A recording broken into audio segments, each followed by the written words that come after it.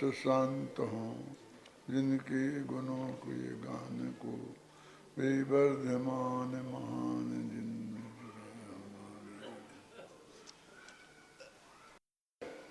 सबसे पहली बात तो ये है कि यहाँ जो प्रकरण लिया जा रहा है वो प्रकरण कोई आपके लिए स्पेशल नहीं लिया जा रहा है।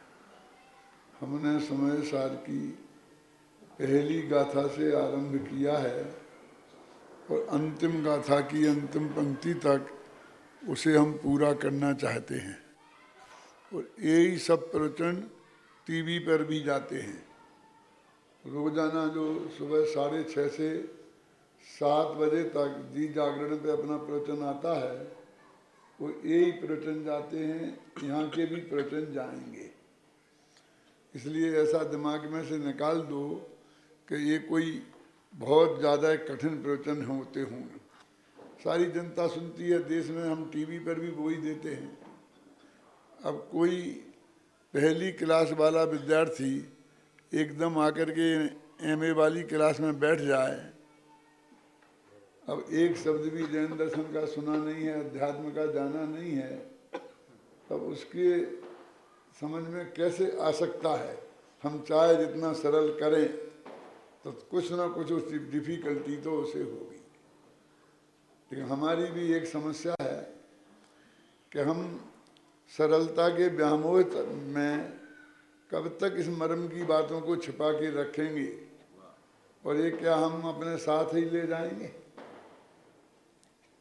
एक कवि ने तो यहाँ तक लिखा है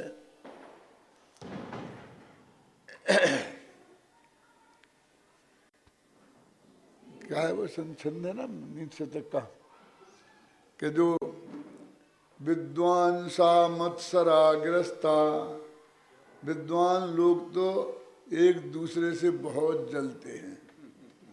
ये गुरुदेव के प्रताप से अपने मिशन में बहुत कम है, लेकिन सारे जगत का ये स्वरूप है, तो कोई अभी अपने पे नहीं लेना, लेकिन जगत का स्वरूप है नीतिकार का। विद्वान सा मत्सराग्रस्ता, विद्वान तो मत्सर से ग्रस्त हैं। मत्सर समझते ना, डाहेपना, जलनपना। विद्वान सा मत्सराग्रस्ता, प्रभवा इसमय दूषिता। प्रभवा माने प्रभावशाली लोग, माने राजा लोग, बड़े बड़े लोग। उन्होंने बहुत अच्छा शब्द का प्रयोग किया कि जिससे मतलब हर युग पे घटित हो जाए, है ना। उस जमाने में राजा ही लोग प्रभावशाली होते थे। अब आए तो सब जो भी जिस क्षेत्र में हैं, माने जो प्रवचन सुनने के लिए सहज भाव से नहीं आ सकते हैं, यदि उनसे ये कहो कि आप पधारो देवलाली, 5 दिन का बहुत बढ़िया कार्यक्रम है, तो वो कहते हैं कि हाँ हाँ जरूर आऊँगा, बताओ मुझे करना क्या है। यदि उनसे हम ये कहें कि आपको प्रवचन सुनना है, तो कहते हाँ हाँ आएंगे तो प्रवचन तो सुनेंगे ही, लेकिन करना क्या है हमारी समझ में नहीं आता। गुरुदेव के भक्तों को कैसे समझ में आएगा। तो वे हम टीका करके बताते हैं कि उद्घाटन करना है, कि समापन करना है, कि मुख्य अतिथि बनना है, कि अध्यक्षता करनी है, क्या करना है, समझे ना। अब अपन सोचते क्या ठीक है साहब, इन्हें अध्यक्ष बना के बैठा देंगे, क्या फर्क पड़ता है कि साहब आपको अध्यक्षता करनी है ना। तो फिर वो आते हैं और ये कहते हैं भाई साहब अध्यक्ष तो उसे कहते हैं जो सबसे अंत में बोले, और अंत में कोई रहता नहीं है, इसलिए मैं तो पहले बोलूँगा और अपना भाषण देकर फिर कहते हैं मुझे दूसरी जगह भी अध्यक्षता करनी है, इसलिए मैं जाता हूँ, अभी माफ़ी मांगता हूँ और चले जाएंगे। यानी से प्रभवा इसमय दूषिता, प्रभावशाली लोग घमंड से मरे जा रहे हैं, और अब रही साधारण जनता तो वो घृत लवण तेल तंडुल वस्त्रेंदन चिंतया सततम। घी, नौन, तेल, घृत, लवण, ईंधन, आजकल ईंधन है, गैस, इनकी चिंता में दिन रात मरी जा रही है। हर जगह 2 घंटे की लाइन लगानी पड़ती है। वो बेचारी साधारण जनता कैसे आ जाए? इसमें लिखा है घृत, लवण, तेल, तंडुल, वस्त्रेन्द्रन चिंतया सततम जात विनिष्ठा बुधाधिपानाम अपि बुद्धि। क्या बड़े बड़े विद्वानों की, बुद्धिमानों की बुद्धि घृत, लवण, तेल, तंदुल की चिंता में ही लगी है। तो साधारण जनता सुने कैसे? इसलिए मुझे लगता है कि मेरे अंदर जो सुभाषित है, सुभाषित समझते हैं, अच्छी अच्छी बातें, वो जीर्ण मंगे सुभाषितम मेरे अंग के साथ ही जीर्ण हो जाएंगी और जे चिता में जल के चली जाएंगी। क्या करूं, किसे सुनाऊं? समझे ना? ये तो गुरुदेव का प्रताप है, जिन्होंने अपन को माल भी दिया और इतना बड़ा मार्केट भी दिया। क्या बोलने ये भी बताया और श्रोता भी तैयार, दिए गए उस बात को सुनने वाले तैयार हैं। तो ये अपना महाभाग्य है। मैं बात तो ये कह रहा था कि किसी के लक्ष्य से मैंने ये गाथाएं चुन करके नहीं लाया हूं। बिल्कुल अभी अभी जयपुर में शिविर था ना, मोटानी जी आए थे, तो उसमें बंधाधिकार चल रहा था, बस अंतिम गाथाएं थीं और वो वहाँ खत्म हुई और 1-2 व्याख्यान मोक्ष अधिकार पर भी वहाँ हुए और उसके बाद यहाँ ये प्रकरण बिल्कुल सीधा आया है। इसलिए कोई भी व्यक्ति ऐसा नहीं सोचे कि उसके लक्ष्य से ये स्पेशल गाथाएं ली गई हैं और ये आगे इसी क्रम में चलती रहेंगी।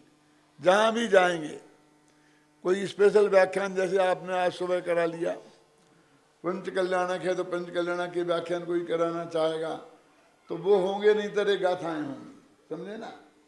कोई प्रसंग बस अलग हो तो अलग हो, अन्यथा यही क्रम हमने चला रखा है बहुत दिनों से।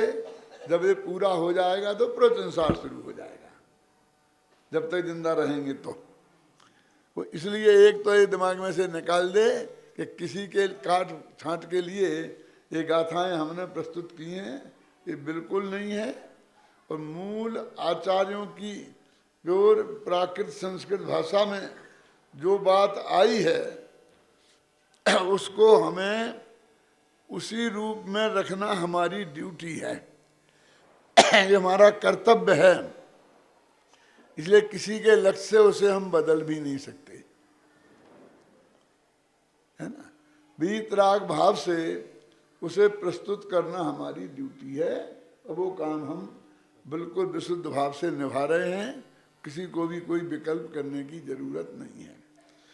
अब आप निकालिए पेज नंबर, छोटी किताब है ना आपके पास, 122, पेज नंबर 122।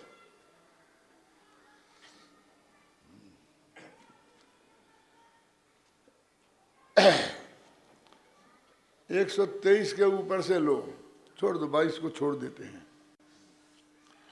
बहुत मार्मिक बात है और मैं आपको 25 की नीचे तक अभी इस व्याख्यान में बताना चाहता हूँ। 3 पेज करीब, 3 पेज पढ़ूंगा मैं बीच बीच में। थोड़ा कठिन विषय है लेकिन समझने जैसा है। देखो, जिस प्रकार बंधन में बंधा हुआ कोई पुरुष रस्सी के बंधन को, सांकल के बंधन को और काठ की बेड़ी के बंधन को, मूल गाथा में तो इतना ही था, बंधे छेतून। लेकिन जयसेनाचारी को जो किताब मिली उसमें लिखा था बंधे भेतून। फिर कोई तीसरी किताब मिली उसमें लिखा था बंधे मोतून। क्या करें, छेतून है कि मोतून है कि भेतून है, ये नीचे है ना 22 गाथा के नीचे जो मैंने छोड़ दिया है, 3 पद मिले। कौन? तो उन्होंने उदाहरण को भी 3 तरह से कह दिया कि बंधन 3 प्रकार का होता है। कैसा? एक तो कोई को रस्सी से बांधे, दूसरा है सांकलों से जकड़ दे, वो जैसा वो उनको मानतुंगाचार्य को किया था ना। वो तीसरा कौन सा है? वो लकड़ी के पहले पैरों में बेड़ियां डालते थे ना, तो लकड़ी के बड़े बड़े काठ के बड़े हुए होते थे, उनमें छेद करके वो कस देते थे, समझे ना? तो उसमें कस दे, लकड़ी का बंधन। तो 3 बंधन हैं। तो उन्होंने कहा यदि रस्सी का बंधन हो तो मोतूण माने छोड़कर उसे खोल दे, खोल कर, ऐसा अर्थ करना। यदि सांकल का बंधन हो तो छेदतूण, छेद देना, और लकड़ी का बंधन हो तो भेदतूण, भेद देना। देखो अभी पढ़ सुनो। जिस प्रकार बंधन में बंधा हुआ कोई पुरुष रस्सी के बंधन को, सांकल के बंधन को और काठ की बेड़ी के बंधन को, किसी भी प्रकार के बंधन को किसी को छेद कर, किसी को भेद कर और किसी को छोड़कर माने खोल कर अपने विज्ञान और पुरुषार्थ के बल से बंधन से मुक्त होता है। ये तो उदाहरण की बात हुई। अब यहां से अपनी असली बात शुरू होती है। उसी प्रकार जीव भी वीतरागी निर्विकल्प स्वसंवेदन ज्ञान रूपी शस्त्र से बंध को छेद कर, 2 टुकड़े कर, भेद कर, विदीर्ण कर, छोड़कर, छुड़ाकर, खोलकर निःशुद्धात्मा की उपलब्धि रूप मोक्ष को प्राप्त करता है ये जीव। अब देखो जरा, वो सीधी सच्ची बात है, कहना चाहते हैं। मैंने कई दफे दोहरा दिया, फिर एक दफे दोहराता हूं अभी अभी, कि वो ये कह रहे हैं कि आत्मा की अनुभूति से तुम्हारे मुक्ति की प्राप्ति होगी, बाह्य के किसी क्रिया कांड से नहीं होगी और अप्रयोजन भूत शास्त्रों को पढ़ने से भी नहीं होगी। इतनी सी बहुत क्लियर बात है। अब अप्रयोजन भूत कौन है और कौन प्रयोजन भूत हैं, अब इसका डिसीजन का आपको करना है। तो उसमें क्लियर लिखा है, जीवादि प्रयोजन भूत तत्व सर्धेत न माही विपर्ययत, तो लिखा कि नहीं लिखा है? वैसे तो सारी सर्वज्ञ भगवान की वाणी है, पूरा प्रथमानी योग, पूरा चरणानी योग, पूरा करुणानी योग, सब जनन भगवान की वाणी है ना। तो भगवान की दिव्य ध्वनि में जो आया है, आचार्यों ने जो लिखा है, गणधर देव ने जो गूंथा है, वो इसलिए लिखा और गूंथा होगा कि कोई नहीं पढ़े। क्यों? कि सब पढ़े, किस लिए गूंथा होगा? सभी पढ़ने के लिए ही है ना। फिर भी हमें अपनी परिस्थितियों के आधार पर हमें निर्णय तो करना ही पड़ेगा कि साहब हम कौन से शास्त्र का स्वाध्याय करें।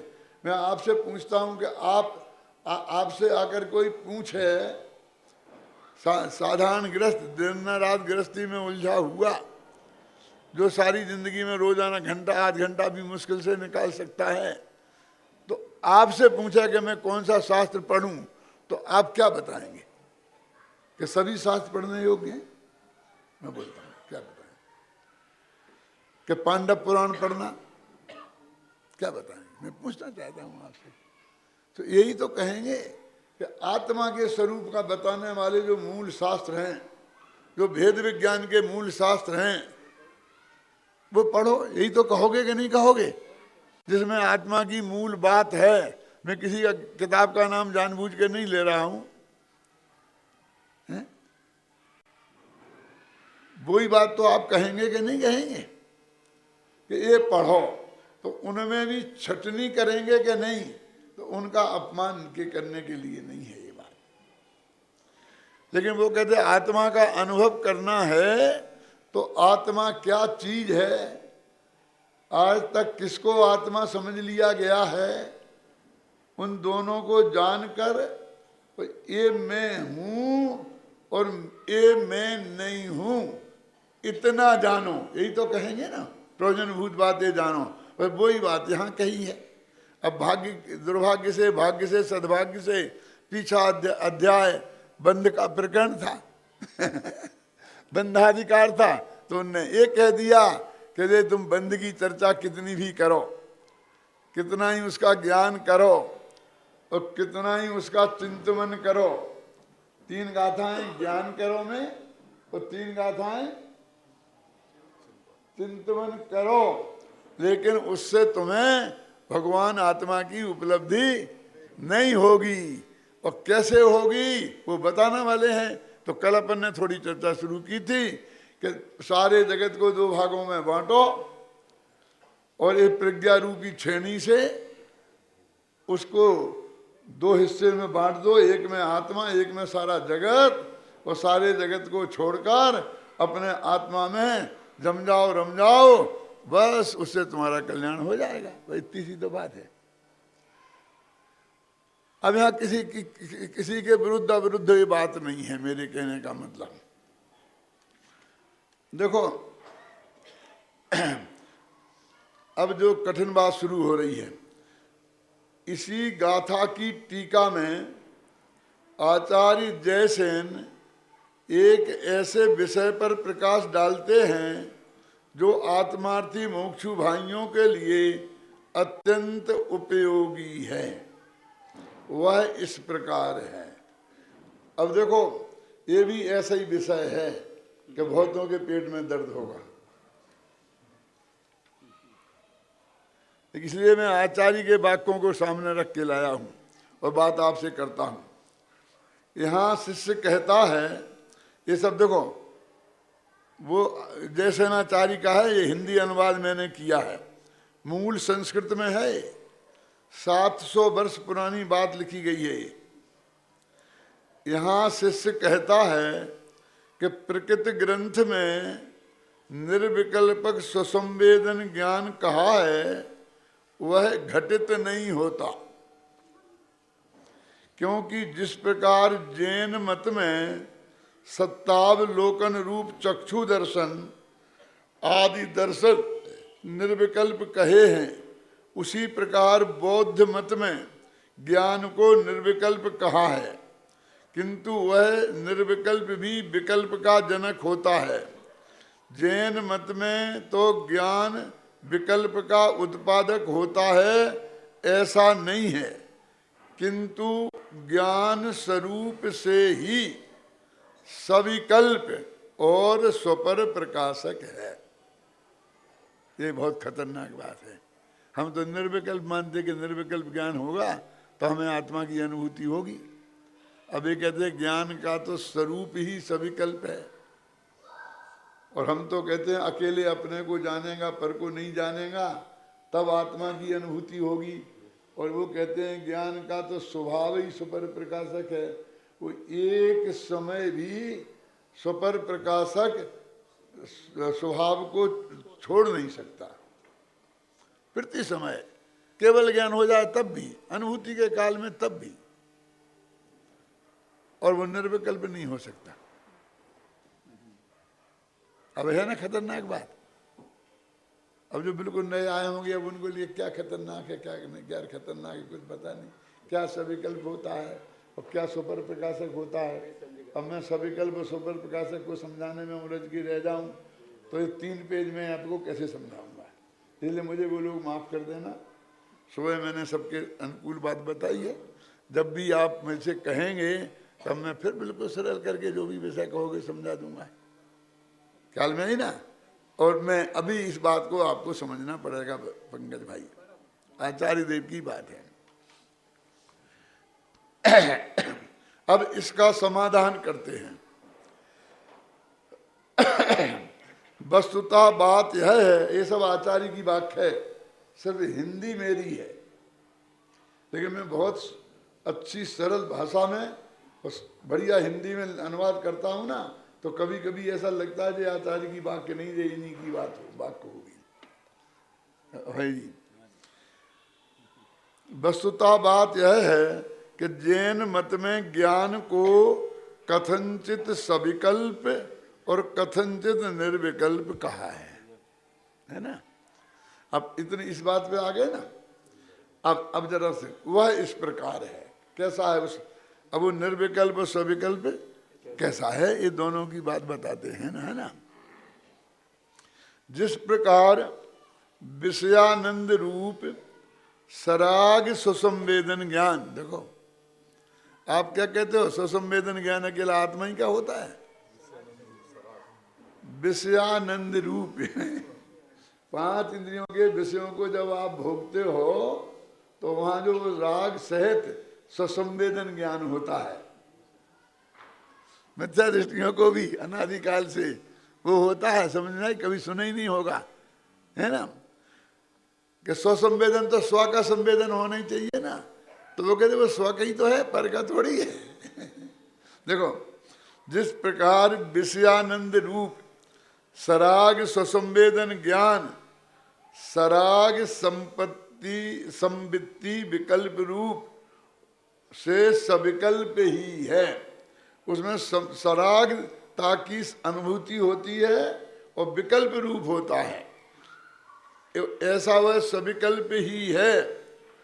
तो भी शेष अनिश्चित सूक्ष्म विकल्पों के सद्भाव होने पर भी उसी काल में वो तो चाहता है कि बस मैं इसमें ही मग्न रहूं, इतना अच्छा लगता है मुझे विषयानंद, लेकिन तो भी दूसरे सूक्ष्म विकल्प उसके चलते रहते हैं। सुबह जल्दी जाना है, वो आ जाएगा, 8 बजे की मीटिंग फिक्स करी है, क्यों सोचना था ना, तो चलता रहता है ना सब करके तो भी शेष अनिश्चित सूक्ष्म विकल्पों के सद्भाव होने पर भी उनकी मुख्यता नहीं होने से निर्विकल्प भी कहते हैं उसी को,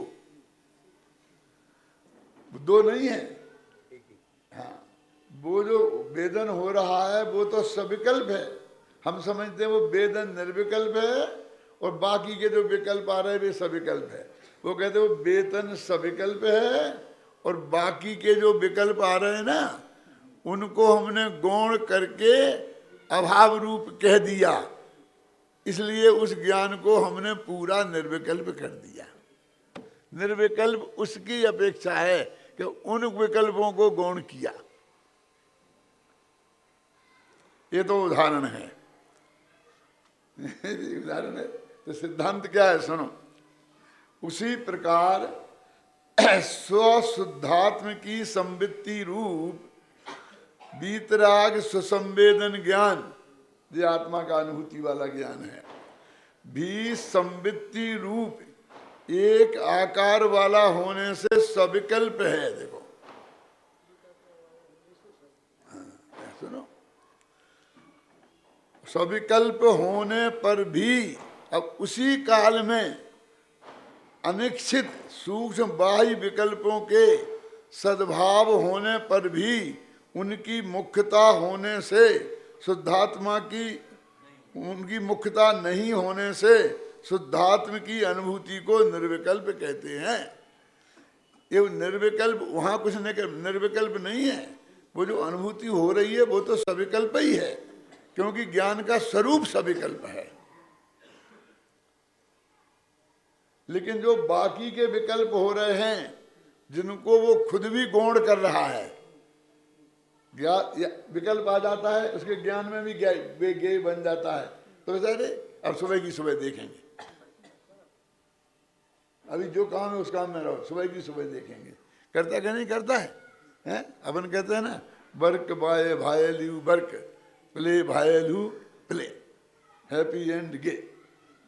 काम के समय काम करो और खेल के समय खेलो, खेल के समय काम का विकल्प करो तो खेल का मजा भी खराब, और खेल के समय काम का विकल्प करो तो काम के समय खेल का करो तो काम बिगड़ जाएगा। अपन कहते हैं ना तो वो चीज बीच बीच में आती है, उसे हम दबा देते हैं ना, उसका नाम है गौण करना।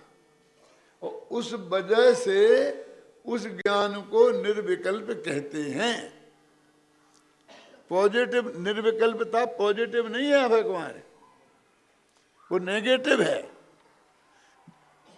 वस्तुतः तो वहां भी विकल्प खड़े हो रहे, यहां भी हो रहे और वहां, लेकिन उन विकल्पों को गौण किया तो गौण करने की अपेक्षा वो निर्विकल्प है।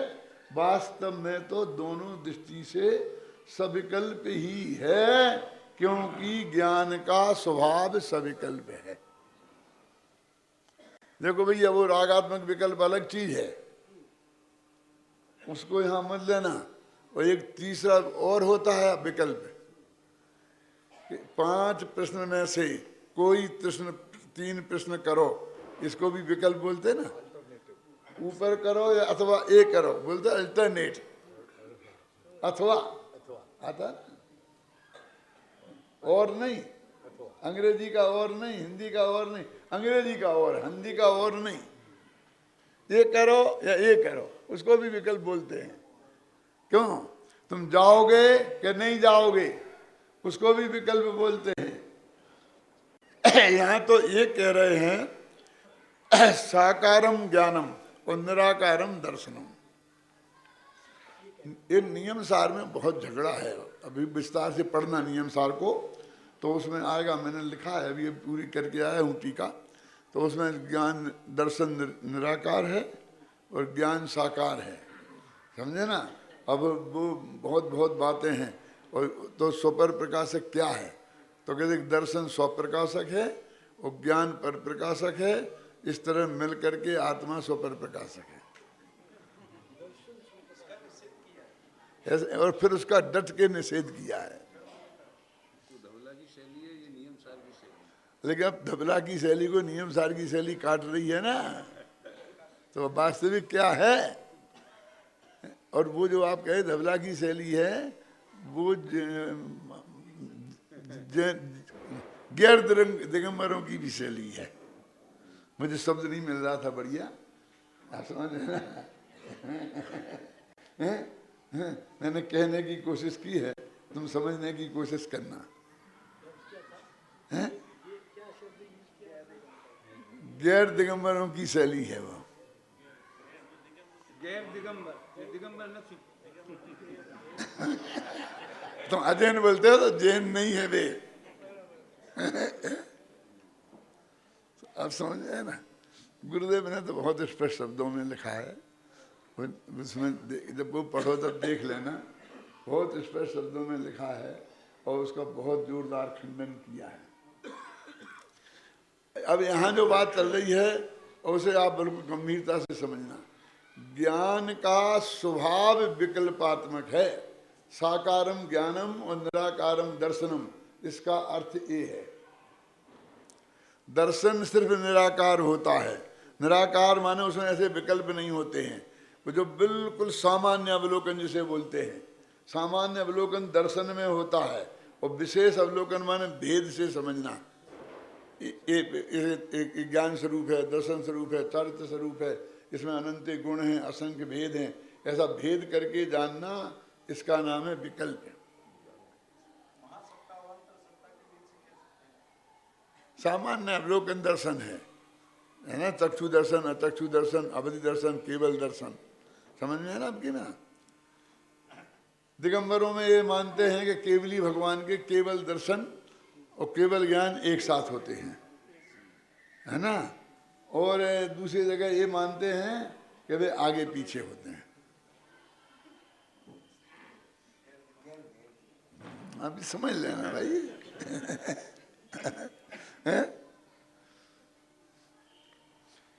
अभी यहां देखो, अभी ये समस्या इसलिए बड़ी है, आपको लगती होगी जो नए नए आए हैं ना, इसमें क्या की समस्या है, प्रॉब्लम से। हम तो पूरा बिजनेस मैनेजमेंट पढ़े हैं, इसमें बहुत प्रॉब्लम्स आती हैं और उनका हल कैसे कैसे किया जाता है हम सब जानते हैं, हैं? अब इनको ये काय की प्रॉब्लम है मेरी समझ में नहीं आती है। प्रॉब्लम ये है कि कि हमने ये रट रखा है कि आत्मा की अनुभूति शुद्धोपयोग निर्विकल्प ज्ञान में होती है, उसका नाम निर्विकल्प अनुभूति है। आप सुने ना, तो सविकल्प को हमने ऐसा हे मान रखा है कि जैसे ये तो बिल्कुल सीधा पाकिस्तान से आया हो।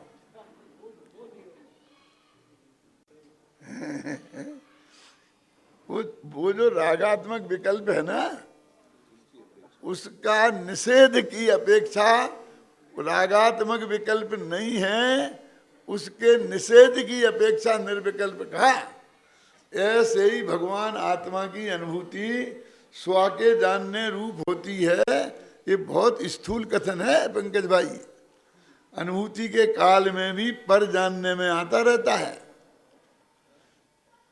और कोनो 7वें गुणस्थान में, 8वें गुणस्थान में, 9वें गुणस्थान में अर्थ संक्रांति, व्यंजन संक्रांति होती है। अर्थ संक्रांति माने एक पदार्थ से ज्ञान पलटकर दूसरे पदार्थ पे जाना। तो अपना आत्मा तो एक ही है, अब पलट के दूसरे पे जाएगा तो पर ही होगा ना। वो एक गुण से दूसरे गुण पे जाना तो भेद ही रूप होगा ना। और एक पर्याय से दूसरी पर्याय पे जाना वो भी वही हो गया ना। तो अनुभूति के काल में भी पर जानने में आता रहता है। तो सुपर प्रकाशक ज्ञान का सुपर प्रकाशक जो स्वभाव है वो कहीं नहीं छूटता है। और नियम सार में ये सिद्ध किया है कि ज्ञान भी सुपर प्रकाशक, दर्शन भी सुपर प्रकाशक और आत्मा भी सुपर प्रकाशक। ऐसी बिल्कुल 3 पंक्तियां लाइन से हैं रतन सार की मूल गाथाओं, नियम सार की मूल गाथाओं में। देखो इसी को पढ़ते हैं अपन। उस प्रकार स्वशुद्धात्म की संवित्ति रूप बीतराग स्वसंवेदन ज्ञान भी स्वसंवित्ति रूप एक आकार वाला होने से सविकल्प होने पर भी, वो ज्ञान सविकल्प ही है, होने पर भी शेष अनिश्चित सूक्ष्म विकल्प, बाह्य विकल्प का सद्भाव होने वे भी हैं। तो उनकी अपेक्षा भी सविकल्प हो गया ना अबे जी।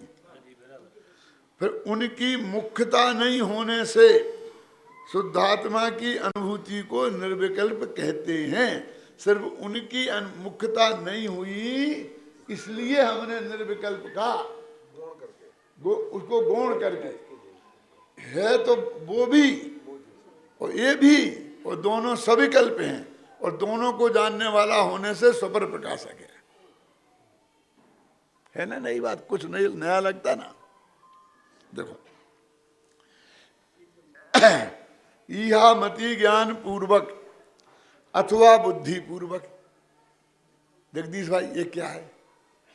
इहा मति ज्ञान पूर्वक के बदले में अथवा डाल के बुद्धि पूर्वक क्यों लिखा? हमने नहीं। इहा मति ज्ञान जानते किसे कहते हैं? अवग्रह जो पहले होता है दर्शन, चक्षु दर्शन, चक्षु दर्शन, तो ये होते हैं निराकार, ये होते हैं सामान्य अवलोकन। फिर उसके बाद होता है अवग्रह, सामान्य जानकारी। फिर उसमें देखो या माने अवग्रह के द्वारा जाने हुए पदार्थ को विशेष जानने की इच्छा और प्रयत्न होना, उसका नाम ईहा है। तो विशेष जानने की इच्छा हुई ना, वो प्रयत्न हुआ ना, विशेष जानने का प्रयत्न, और तब तो फिर अवाय होगा ना। तो इसलिए बुद्धिपूर्वक कहा कि बुद्धिपूर्वक विशेष जानने का जो विकल्प होगा वो तो बुद्धिपूर्वक ही होगा ना। तो चाहे इहामति ज्ञान पूर्वक कहो और चाहे बुद्धिपूर्वक कहो, एक ही अर्थ हो गया। समझ गए आप? यहां पर वो राजमल जी का बुद्धिपूर्वक नहीं लेना। वो राजमल जी का झगड़ा मैं यहां नहीं उठाना चाहता हूं, मैं सिर्फ इशारा किया है। इहामति ज्ञान पूर्वक अथवा बुद्धि पूर्वक स्वसंवृत्ति के आकार रूप माने विकल्पात्मक अंतर्मुख प्रतिभास होने पर भी उसी समय अनिश्चित सूक्ष्म बाह्य विकल्प भी होते हैं। देखो उस समय बाह्य विकल्प आत्मा को जान रहा है और बाहर का भी विकल्पात्मक ज्ञान हो रहा है। विकल्प होते हुए मैंने जानकारी होने पर भी उसी प्रकार से वो स्वपर प्रकाशक है। यदि वो उनको नहीं जाने तो स्वपर प्रकाशक नहीं रहेगा। सर्वसम्मति के काल में सिद्ध कर रहे ना कि पर पदार्थों का भी जानना होता रहता है क्या, लेकिन वो उनको गौण करके हम इस आत्मा को ही जाना और सब नहीं जाना। अपन कहते हैं ना उपल खाज खुजावते। उपल खाज खुजावते क्या है भैया? छड़ाला में लिखा कि मुनिराज आत्मा का ध्यान कर रहे हैं, बिल्कुल शांत से बैठे हैं। हिरण आया तो उसने समझा कि ये तो पत्थर की शिला है, मूर्ति ये पत्थर की है। ऐसे ध्यान में बैठे थे और उसे खुजली हो रही थी, तो इस शिला से जैसे अपना पीठ को घिसता है ना खुजली मिटाने के लिए, वो मुनिनाथ से ऐसे खुजता है। तिन सुथिर मुद्रा जान कर देख कर ज्यों उपल खाज खुजावते। पत्थर समझकर वे खाज खुजाते हैं। ऐसा स्थिर बैठे हुए मुनिराज हैं। तो उनको वो खाज खुजाई तो पता चला हुआ कि नहीं कि आत्मा के ध्यान में देखे नहीं, एक बार सबके नहीं बिल्कुल पता नहीं चला। और इसलिए तो उन्होंने उदाहरण दिया कि पता नहीं चलता है। अब यहां क्या कह रहे हैं कि पता चलता है। ठंडी हवा आए तो वो भी पता चलता है, गर्म हवा आए तो उसका भी पता चलता है। और आत्मा का अनुभव में थोड़ा सा कसर रह जाती होगी, नहीं पक्का आत्मा का अनुभव भी होता है और ये भी पता रहता है। क्यों? क्योंकि आत्मा स्वपर प्रकाशक है। क्या कह रहे? स्वभाव है दोनों को जानना। वो स्वभाव कैसे रुकेगा? लेकिन हम बाद में पूछा कि आपको हिरण खाज खुजा रहा था तो कुछ पता है कि नहीं है? ऐसा होता है कि नहीं होता है? क्रिकेट खेल रहे हैं और पैर में कोई कांटा चुभ गया और खून निकल आया तो खेलते रहते, पता ही नहीं चलता है। क्यों? चल जाता है। यहाँ जब घर आते हैं वो शाम को देखते हैं तो यहाँ घाव है और वहाँ से खून निकला है और यहाँ सूख गया है, लगा है शरीर पे। क्यों? पता चला कि नहीं चला? पता नहीं चला होगा, चला तो होगा कि कोई चिमटी सी काटी है किसी ने। क्यों? लेकिन फिर बाद में याद नहीं रहा। क्यों नहीं रहा याद? इसलिए नहीं रहा क्योंकि वो अवग्रह ज्ञान हुआ, वो ईहा नहीं हुआ, वो उसमें विशेष जानने का प्रयत्न नहीं हुआ कि क्या हुआ। पता तो चला किसी ने मच्छर ने काटा है, लेकिन क्या हुआ इसका हमने प्रयत्न नहीं किया, तो वो विशेष जानकारी नहीं आई। याद कब रहता है? जब ईहा हो, फिर अवाय हो, फिर धारणा में आ जाए, फिर याद रहता है। वो ज्ञान धारणा तक पहुंचे तो याद रहता है। तुम्हें याद नहीं है तो इसका मतलब वो ज्ञान धारणा तक नहीं पहुंचा। लेकिन ज्ञान धारणा तक पहुंचे तभी ज्ञान थोड़ी है। ज्ञान तो वो अवग्रह से ही शुरू हो गया। वो जानने में तो पर पदार्थ आ रहे हैं ना। आत्मा के स्वपर प्रकाशक का ध्यान तो भंग नहीं हुआ और वो वैसे ही नहीं आ रहे। वो मति ज्ञानावरण कर्म का क्षयोपशम होगा और उसको मालूम कैसा होता है।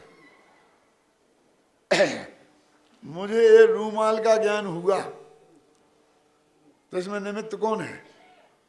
मति ज्ञान, शुद्ध ज्ञान। तो ये मति ज्ञान कौन सा मति ज्ञान? कौन सा? क्या? रूमाला वर्ण नाम का मति ज्ञान। क्या क्या? रूमाला वर्ण नाम का मति ज्ञान। क्या हमने तो कभी नहीं सुना कि चश्मे का ज्ञान हुआ? कि कौन सा है? चश्मा वर्ण नाम का मति ज्ञान का क्षयोपशम हुआ। इतने मति ज्ञान के भेद हैं। लिखा है पंचाध्यायी में, कलश टीका में लिखा है कि सम्यक दर्शन कैसे हुआ कि स्वानुभूत्यावरण कर्म के क्षयो से। जब स्वानुभूत्यावरण कर्म हो सकता है तो रूमालावरण क्यों नहीं हो सकता है? लेकिन वो तो वेद हमने उनके थोड़े से गिना दिए। माने हर ज्ञान की में ये योग्यता प्रति समय रहती है कि वो किस ज्ञेय को जाने। माने उस ज्ञेय को जानने वाला जो आवरण है उसका क्षय से होता है। क्रमबद्ध पर्याय में पढ़ा होगा ना भाई जी, समझ में आया? तो उस वक्त उसको स्वानुभूत्यावरण कर्म का क्षयोसम भी है और पीछे से सुई चुभी तो सुई चुभावरण कर्म का क्षयोसम भी है। इसलिए ज्ञान का वो ज्ञेय बना लेकिन अवग्रह तक आगे रह गया, इसलिए बाद में याद नहीं रहा। कोशिश नहीं की क्या? हाँ, कोशिश नहीं की क्योंकि रुचि नहीं थी। वो तो रुचि पे होता है। ज्ञान में तो 50 चीजें आती हैं, लेकिन जिसको हम विशेष जानने का प्रयत्न करते हैं, फिर यह करते हैं, फिर किसी नक्की पे पहुंचते हैं और फिर धारणा में बात जाती है, वो बात याद रहती है।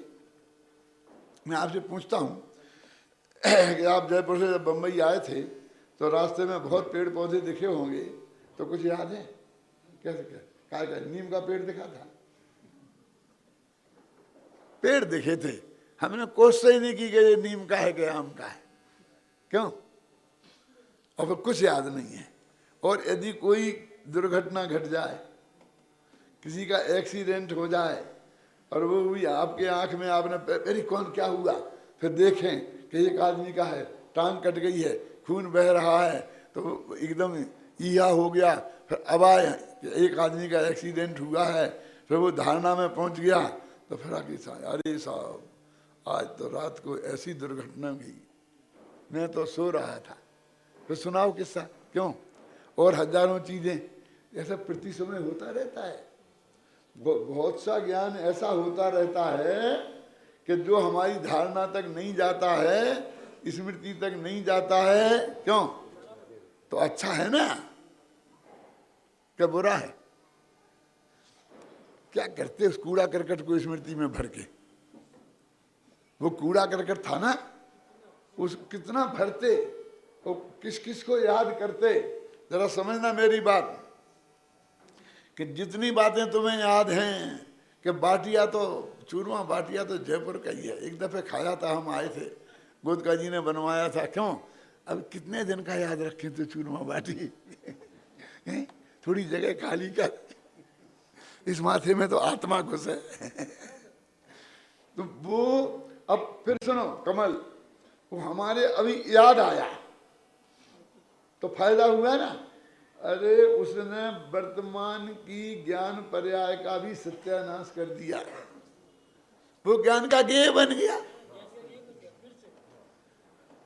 उसे रोथा तुमने, यहां से निकाल निकाल के उन खोटी बातों को अपने ज्ञान का ज्ञेय बनाया, तो ज्ञान पर्याय तो बर्बाद हो गई।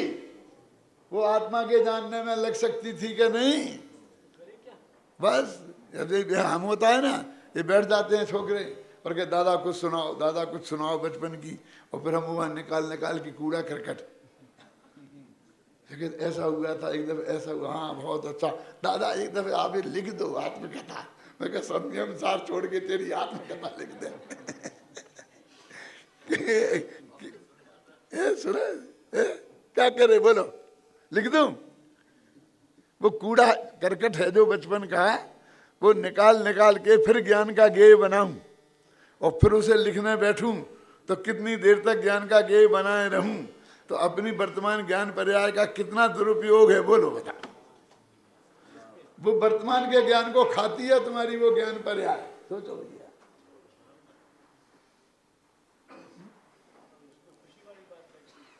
काहे की खुशी है? आपको तो सब याद है, आपको तो सब याद है। हम इतने खुश होते हैं सब याद है, जैसे कोई बस हम भगवान बन गए। अरे जो भूलने लायक था उसे भूल जाना चाहिए ना। इसके लिए तो एक भव परिवर्तन होता है। अब नाराज मत हो जाना, मेरे मुंह पे आ गया तो बोल देता हूँ कि उसने तो जाति स्मरण है, तो क्या हुआ, पिछले भव का कूड़ा करकट याद आ गया। ऐसी तो महान आत्मा तो भैंसी जैसी एकाध होती हैं जिन्हें समोसरण याद आता हो, अच्छी बातें याद आती हों। ऐसे नालायक लाखों हैं हमारे यूनिवर्सिटी में जिनको राग द्वेष याद आते हैं। क्यों? हिंदू मुसलमान सबको आता है क्या? नहीं आता। कोई जाति स्मरण कोई बड़ी बात थोड़ी है दिनेश भाई, लेकिन उसमें अच्छी बात चाहे स्मरण में आए चाहे तत्काल आए, कभी आए, वो अच्छी है। वो जाति बहन श्री का जाति स्मरण अच्छा नहीं है, वो बात अच्छी है। अब समझ में जाना। अब मैं यदि ये बात कहता और ये बहन सी वाली बात साथ में नहीं कहता तो मुझको यहाँ तक घर तक पहुँचना मुश्किल हो जाता। अब क्या करूं मैं, वो वस्तु स्वरूप बताऊं तो बताऊं कैसे? ये डर लगाता है हर जगह ना। क्यों, समझ में आया कि नहीं आया कि ये तो जाति स्मरण की बात कर रहा है कि वो बेकार है, तो बहन श्री की निंदा कर रहे। कहाँ से निंदा होगी बहन श्री की भाई साहब? तीर्थंकरों को भी तो जब वैराग होता तो जाति स्मरण होता है ना। ऐसा ज्ञान पूर्व का याद आवे जो याद रखने लायक नहीं है, चाहे वो पूरा भव का याद आवे चाहे इस भव का याद आवे, दोनों ही खोटे हैं। समझ में आई ना? अरे तेरी धारणा है तो उसमें अच्छी अच्छी बातें याद रखता ना। जो तूने ये पढ़ा है सुना है ये याद रखना, तो वो चाहे इस भव का हो चाहे पिछले भव का हो, कभी का याद आए अच्छा ही अच्छा है। कौन कहता है वो बुरा है? समझ में आया ना? लेकिन अकेले तुम उस पर ही लट्टू हो गए हो। समझ में आया ना कि पिछले भव में इसने मुझे पानी में डुबा के हत्या कर दी थी, ले गया था और मैं डूबे तैर के निकलना चाहता था तो ऐसे पकड़ के दबा दिया था। अब ये याद आए तब उसको मैं मारूंगा, बदला लिए बिना नहीं रहूंगा। फिर याद नहीं आता तो अच्छा रहता ना। बोलो, आप बोलिए क्यों? जैसे कुमति होता है, कुमति होती है, तो ये भी कुमति हुई ना। जाति स्मरण में तो मति ज्ञान का ही भेद है ना। और उसमें गजब क्या है मैं आपसे पूछता हूं। देखो, मैं 78 वर्ष का हो गया तो मुझे 72 वर्ष की बातें याद हैं, है ना। अब जब मैं 8 वर्ष का था तब भी मुझे 72 वर्ष की बातें याद रह सकती थी ना। अब वो 72 वर्ष इस भव में पूरा नहीं होता तो पिछले भव में पूरा होता है। क्यों? आत्मा तो वही है ना, देह को थोड़ी याद रहता है। हमें तो जाति स्मरण से इतना सिद्ध करो कि आत्मा की सत्ता है, पूर्व भव और परभव भी है। इसके लिए हमें बहुत जरूरी है जाति स्मरण की बात करना। ये अच्छी बात है। तो अब जब 72 वर्ष की बात याद रह सकती है तो पीछे की 72 वर्ष की पीछे की क्यों? तो और 72 वर्ष अब इस भव में पूरे नहीं होंगे तो पिछले भव का याद आ जाएगा। तो ज्यादातर आप देखो बचपन में याद आता है, फिर धीरे धीरे भूल जाता है, वो भूलने लगता है। जैसे हमको 50 वर्ष की बातें याद है ना, तो धीरे धीरे पुरानी बातें भूलने लगते हैं कि नहीं भूलने लगते हैं। तो इसलिए वो कोई गजब की बात नहीं है। यहाँ तो ये कह रहे हैं कि ज्ञान में जो आत्मा अनुभव में आया वो महत्वपूर्ण था, वो ज्ञान में था, तो वो तो सविकल्प ही है वो ज्ञान। और जो पर पदार्थ आए वे भी सविकल्प ही आए, लेकिन उन्हें गौण किया और उस गौण करने की अपेक्षा आत्मा को अनुभूति को निर्विकल्प कह दिया। बोलो, आत्मा को निर्भूति को निर्विकल्प कहने का मतलब क्या है? क्यों, समझ में आता है? बहनों को भी आता होगा ना समझने, तो बहुत कठिन हो गया, क्या करे।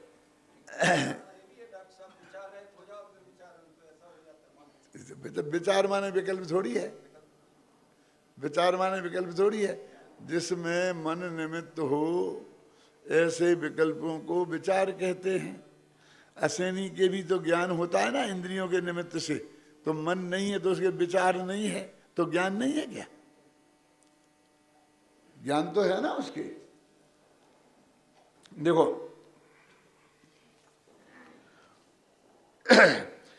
ईहामती पूर्वक अथवा बुद्धि पूर्वक सुसम्मति के आकार रूप अंतर्मुख प्रतिभास के होने पर भी उसी समय अनिश्चित सूक्ष्म बाह्य विकल्प भी होते हैं। उसी कारण से स्वपर प्रकाशक सिद्ध होता है। इस प्रकार निर्विकल्प और सविकल्प ज्ञान का स्वपर प्रकाशक ज्ञान का यह कथन अत्यंत स्पष्ट है। यदि इसका व्याख्यान सुनो, ये सब जयसेनाचार्य के शब्द हैं। आगम अध्यात्म और तर्क शास्त्र के अनुसार किया जाए तो बहुत विस्तार हो जाता है। यहाँ अध्यात्म शास्त्र होने से उसका कथन विस्तार से किया जाना उचित नहीं है, इसलिए हम और विस्तार से समझाते कि कैसे होता है। आचार्य जयसेन के उक्त कथन में यह बात अत्यंत स्पष्ट हो जाती है कि आत्मानुभूति के काल में आत्मा मुख्य और गौण रूप से स्व और पर दोनों को ही जानता है। आत्मानुभूति के काल में बस स्व को मुख्य रूप से और पर को गौण रूप से। तो ये तो हमने अपने ज्ञान में उनको मुख्य गौण किया है, वो तो जानता ही है ना। वो जानने में थोड़ी कुछ मुख्य गौण किया उसने, समझे ना। और ज्ञान का स्वभाव ही विकल्पात्मक होने से अनुभव के काल में भी वह सविकल्प ही रहता है, क्योंकि उसकी आत्मसम्मति तो साकार काल में भी सविकल्प ही रहता है, क्योंकि उसकी आत्मसम्मति तो सविकल्प है ही। अनिश्चित सूक्ष्म बाह्य विकल्प भी रहते ही हैं। अब वे भी सविकल्प ही हुए ना, पर उन्हें गौण करके ही आत्मानुभव को निर्विकल्प कहा जाता है। अब आप कहते हो कैसे निर्विकल्प कह दिया? अब निर्विकल्प कहने का की अपेक्षा कितनी कमजोर है और सविकल्प होने की अपेक्षा कितनी मजबूत है कि है तो वो वास्तव में सविकल्प ही। ख्याल में निर्विकल्प तो कह दिया जाता है, कौन सी अपेक्षा? आत्मा के जानने की अपेक्षा नहीं। आत्मा में तो कोई निर्विकल्पता है ही नहीं। सुनना, वो तो जो पर को भी सविकल्प ही जाना था, उनको गौण करने की कर इसे निर्विकल्प कहा। बेविकल्प नहीं, गौण करके नहीं, इसलिए इसको निर्विकल्प कह दिया। अब ये तो उसकी वजह से नाम में कह दिया ये ऐसा है। अभिनंदन जी है, हाथ उठाना। अभिनंदन जी हो तो है यहाँ पर? नहीं है, कोई बात नहीं है, अपने कमरे पर सुन रहे होंगे। वो हमारे यहाँ पढ़ते थे, अभय जी, अभिनंदन जी, जतीश भाई सब। फिर उनका भांजा भी वहाँ पढ़ने आया है ना, राकेश नाम है उसका, अभी है दिल्ली में है उसका। अभी उसकी लड़की हमारे यहाँ पढ़ती थी, वो शास्त्री में टॉप किया उसने, फर्स्ट क्लास, फर्स्ट। अब क्या लड़कियां भी पढ़ती हैं? हम तो समझते लड़के ही पढ़ते हैं। लड़कियां पढ़ती हैं, बेचारी बहुत तकलीफ पाकर पढ़ती हैं। वो आए, अपने किसी गाइडेंस को साथ में रखें तो उन्हें रहने को हम कमरा दे देते हैं और पढ़ाई में सारी व्यवस्था कर देते हैं, लेकिन उन्हें अपने ही खर्चे से रोटी बनाकर खाना है अपने ही कमरे में, और एक आदमी उसके परिवार का साथ रहना बहुत जरूरी है।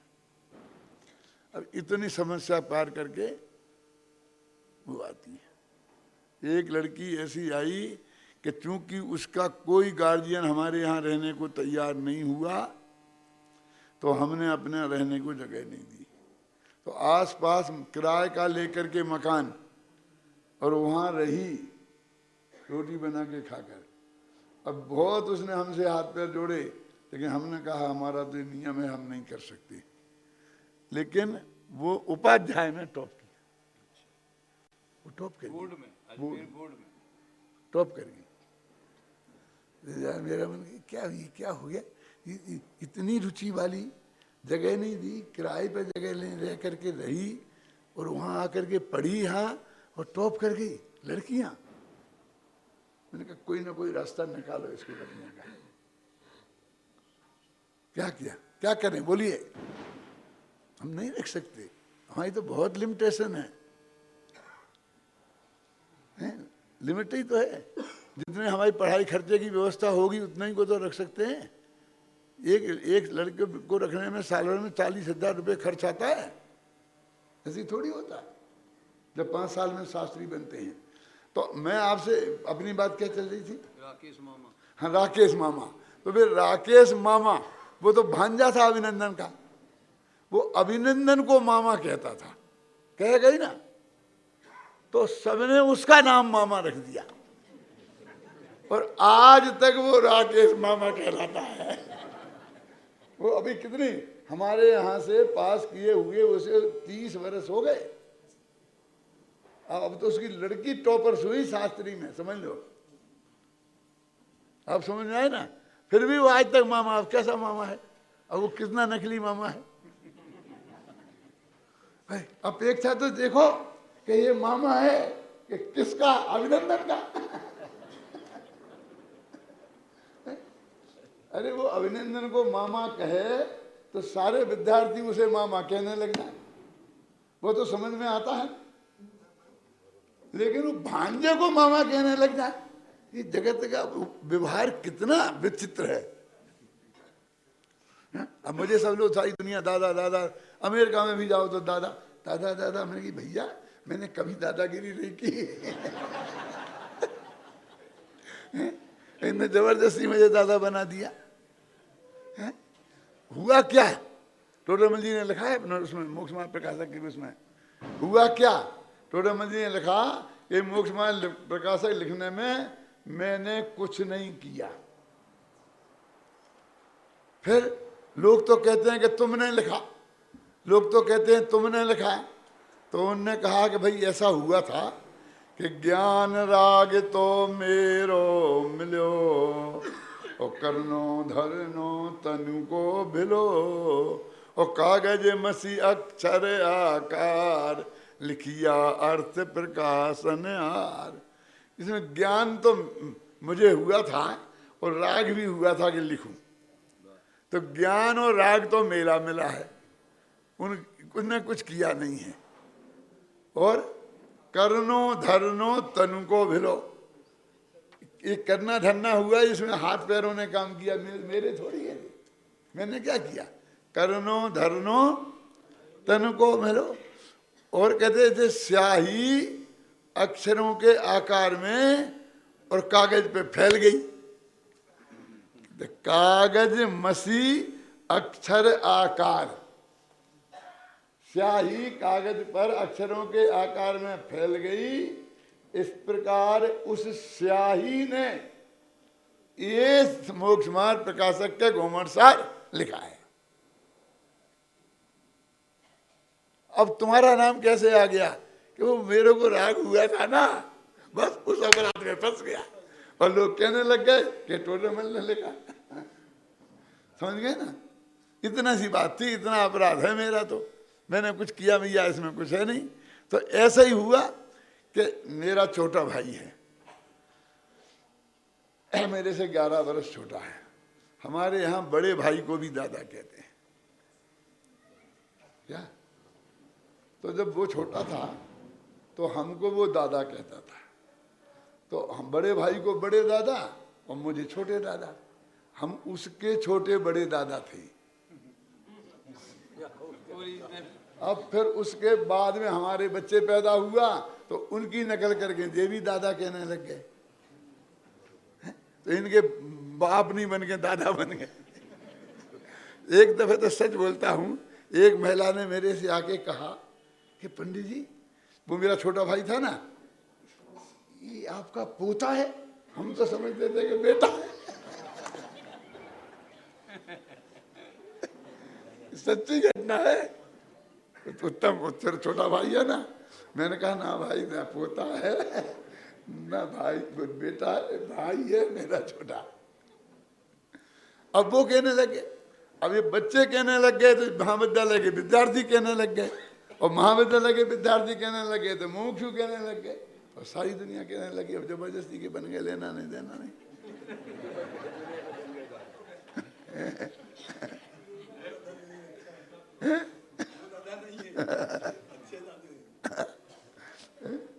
बोलो, तो ये व्यवहार तो ऐसा है। देखो आत्मा का अनुभव हो रहा है, वो जो ज्ञान अनुभव आत्मा को जान रहा है वो सविकल्प है, उसका स्वभाव सविकल्प है, समझे ना। और उसी समय जो अन्य पदार्थ जानने में आ रहे हैं वो ज्ञान भी सविकल्प है, लेकिन उस ज्ञान को गौण करके उसकी अपेक्षा इस आत्मा के ज्ञान को निर्विकल्प कहा। बोलो अन्य पदार्थों में कौन से पदार्थ लिए जाएंगे? जो भी उसको उसके ज्ञान के ज्ञेय बन जाए, वो ज्ञान वर्ण क्षयोत्सम, रूमाला वर्ण कर्म का क्षयोत्सम होगा तो रूमाल बन जाएगा। अंदर के अनंत गुण की बात, अनंत जो गुण है वो तो भेद कहलाएगा, वो तो भेद करके कहलाएगा, भेद जानना, वो भेद कहलाएगा। सुनो अभी अपन पढ़ते हैं, कहाँ तक आ गए थे भैया? देखो मुझे समय का पता नहीं है, हो गया, चलो बाकी कल भैया।